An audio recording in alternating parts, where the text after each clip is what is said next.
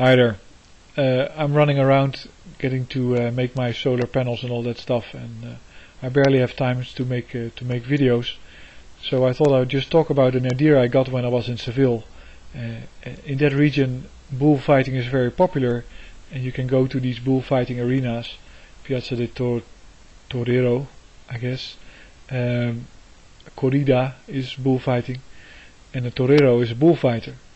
And you can see that it has a long history, and it's on television. It's like soccer or football matches. These bullfights are simply aired on television. You can buy DVDs, and it's all very barbaric. And you can say, well, this is abuse of animals and all that stuff. And I really think that you can talk about it for a long time, and especially people that are passionate about animal life and welfare.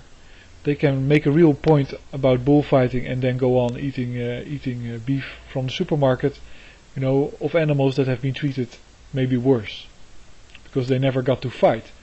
Because these bulls, they are trained during their whole life to be very strong, and they do have a fair chance of goring these toreros, these matadors, and they do actually. They just spike. Get one on the horns and rip the intestines out of, and that happens. Tough shit. These guys, they die. But why I'm talking about it is because it's such a strong analogy of what you can do as an individual against the bull, and what individuals in the real economy can do against the bull market. Because it appears to me that since about 30 years ago, repeatedly bull markets have been created in order to run over and dispossess people by tricking them into taking risks that are irresponsible, that they are now finding out, if you're talking about the housing bubble, that they shouldn't have taken the risk on the house, and they shouldn't have bought the house for the price that it was offered on, and now they're all underwater and they might be homeless. And actually, most municipalities, businesses, everybody has been more or less dispossessed and put into debt, and is no longer the owner of the asset, but is a rent payer to a bank that might go broke because people can no longer afford it. But nonetheless, that whole process is completely skewed in the wrong direction, because people don't own what they have, so they do not invest in it, they do not put energy in it, they do not see it as a means of production. I think that's a big mistake people make. And what's necessary is a few people with spikes daring to fight that bull, and actually to fight all the other bulls that might come along in the future.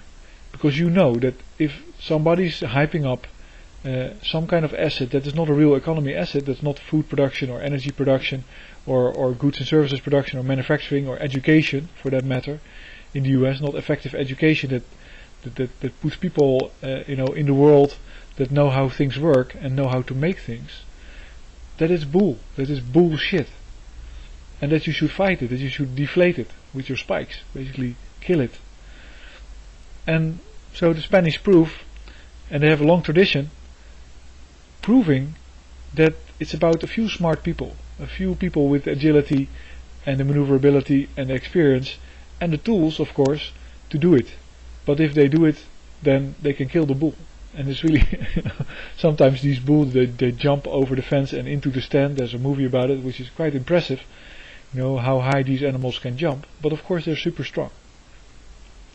That really doesn't impress these bullfighters. They just stand right in front of them, and they have their spike and they wait a while, and at a certain point they just drive it into the neck, and that's the end of the bull. I thought it was very nice to see that, and I think it's also interesting to see it in Spain. I don't know what kind of these are Roman tradition games. For some reason, Roman Empire had a large influence on the south coast of Spain, where you have all kinds of weird games that people basically risk their lives a little bit, and they're just used to it. So they're running in front of bulls, and they're fighting bulls, and they're throwing firework at each other, and they're climbing on top of each other until you have 16 layers of people on top of each other. That's quite these kind of semi-physical daring games are very popular in that region. And I don't know about Greece or Portugal. I guess Portugal has bullfighting too. But it is interesting to see that that is actually a tradition there. So the people are have a little bit different example than, for instance, the Dutch citizens, because if you ever meet a macho Dutchman, then he's probably the only one you ever find. The rest is all all guys like me. No. But it's a good tradition to have in these regions, because they have to fight the bull. They have to throw off the burden of these bankers. They have to recognize that somebody might have a piece of paper that says he owns your land, but if he doesn't use it to any benefit of yours, if he only extracts wealth and kind of puts you to work, then it's a paper deal that you don't agree to anymore, and you should simply break the contract. There's nobody with a right to put other people to work unless he has the organizational skills to make the final result of cooperating in that way more than if you wouldn't. So if you I'm having a biblical reference here, but if you have a master in a household that knows how to run the household so everybody is prosperous and happy, then of course he's the master. But if you have a master in a household that really doesn't know anything about what you're doing, but just tells you every time, do it and give me the money that you earn, that's just a leech.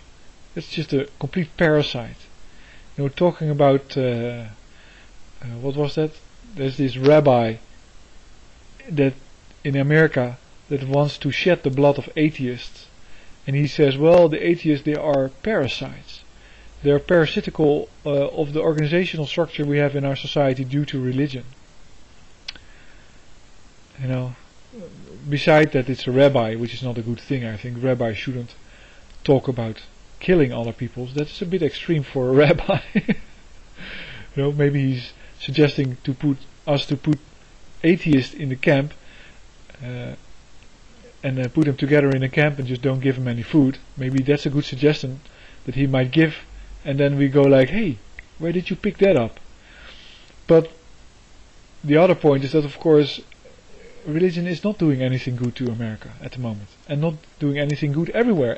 Not in Africa, where it's killing people because it's not warning them of HIV, or telling them that you have to have sex with virgins, or you have to what they really do is that there are witches, and albinos are witches, so you can cut off the limbs of the that's what the church does in Africa. And in America it's just the religious bloc of naive voters that send people into Iraq, that allow politicians to basically use the mob of the ignorant in order to get this veneer of democracy going. But it's not democracy, because these people are not informed about their choices, so they're not making a choice. I guess that's a big principle of today's leadership, is that you really need that it is done by proxy. It's done by proxy of ignorance of the people. And they are trying very hard to cut off people and to isolate them, so they don't investigate into the truth or the real issues that are going on, so they remain ignorant, so they can remain robots to vote for instance, Bush 3, when Jeb Bush tries to get into the White House or something like that. You get the religious right, they mobilize it. It's that ignorance that actually gives the people that are smart their power, and I already talked about it in another video. Anyway, different subjects, but this Torero thing, I think it should be really cool if Spain basically throws off this